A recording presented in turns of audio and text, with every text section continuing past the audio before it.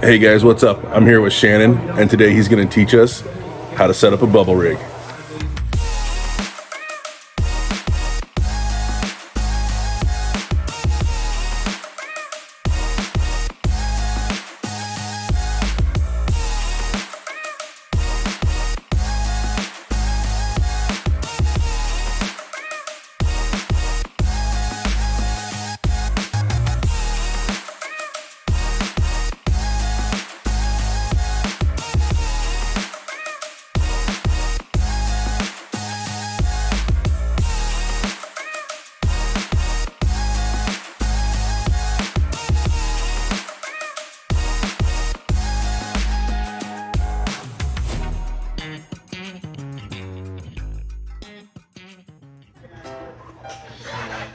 Hello, Shannon Gallagher, Fishing Rep, Sudden Impact Bait Company.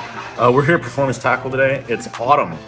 Autumn is upon us. The days are getting shorter and the nights are getting cooler, so you can be sure that autumn is upon us. And that means we're at a turn of the seasons. You're going to see a lot more of your freshwater bass out in open water, chasing schools of bait. So I talked to a lot of people who have an issue with that, where you can see that stuff crashing all day. You can't get a boat close to it. Can't get a boat close enough to cast to it, right? Like you slide in on them and they go down. You slide in them and they go down. It's just mind-wrecking. So what do you do, right? So we got a challenge where we're trying to place a tiny little lure because it's fall time. We got tiny little bait fish a long ways and keep it on the surface without it sinking too fast. So you think I can cast a spoon in them, but the spoon kind of sinks too fast. I cast top water at them, but the top water that I can cast that far is this big and the bait's this big. So we're gonna borrow a page from kind of a Sierra trout playbook.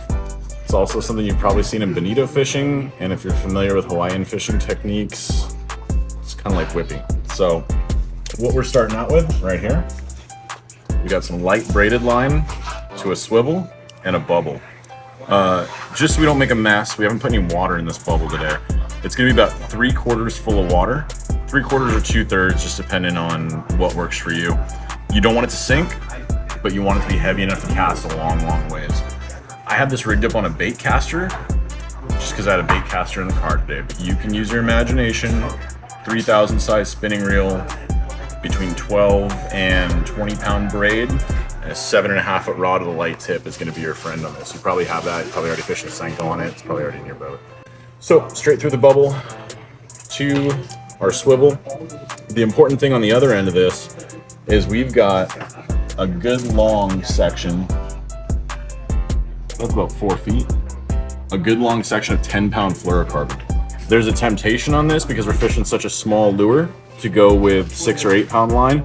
Don't do that on this. When you cast it, this 10-pound fluoro actually has the stiffness to keep this leader from tangling. So what it's gonna do is, instead of doing all this sort of stuff in the air, we're never gonna get that out, are we? Oh look, it's 10-pound fluoro, it doesn't do that. So that's a real advantage. Now the lure that we've got 4 feet down this, tiny little shad colored soft jerk bait with a number 6 owner mosquito hook in it.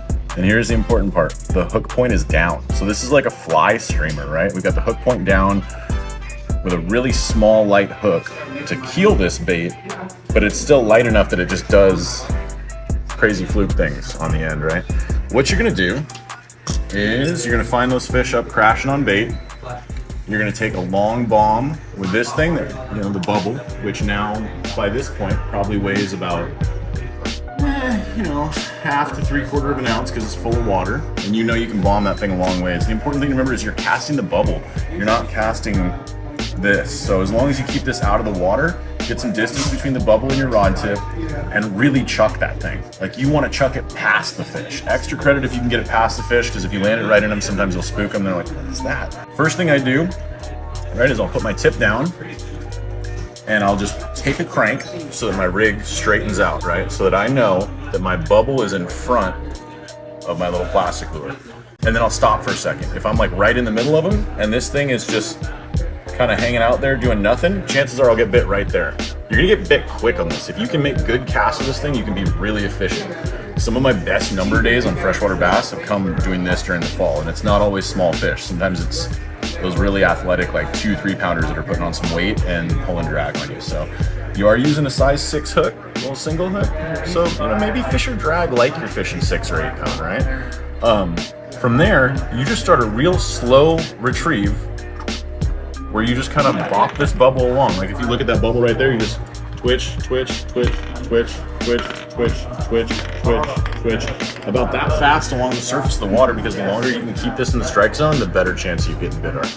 You will get bit. It's pretty cool. You get to watch them eat the fluke most of the time. If you're just looking 3 feet behind your bubble, you'll see a fish just orca on it, and you just start turning the handle.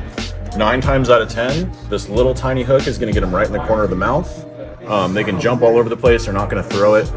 This is a really good technique for hook and hand. Like if you're on a good bite with this, and you got like friends or kids that you're like, you want to catch some fish? It's really exciting because it's visual. And then when you hand them the rod, all they got to do is keep the rod down to the side and just steady turn the handle, and they're going to land their fish. So it's autumn. There's a lot of other cool autumn techniques that work, but this one is probably my favorite because it's the most fun. You get to do a long bomber cast, and then there's that like, am I going to get bit? Am I going to get bit? Am I going to dunk? I'm bit. So try it out. If you come up with any better ideas about how to fish it, let us know, because we're all ears. We love it. Thank you.